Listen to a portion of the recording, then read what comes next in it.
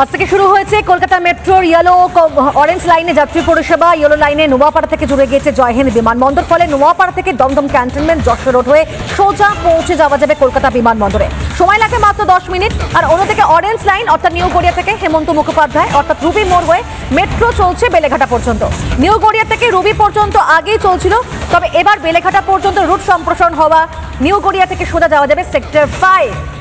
ঠিক কি প্রতিবেদন তুলে ধরেছেন আমাদের প্রতিনিধি পিঙ্কি, এবং একই সঙ্গে যাত্রীরা ঠিক কতটা খুশি সেটাও কিন্তু জানাবো আপনাদেরকে এই প্রতিবেদনের মাধ্যমে। দেখো, এয়ারপোর্টে এসেছিলাম, ওখান থেকে ভেবেছিলাম বাসে যাবো, চিন্তা করলাম একটু যখন স্টেশন দেখলাম ঢুকে পড়লাম।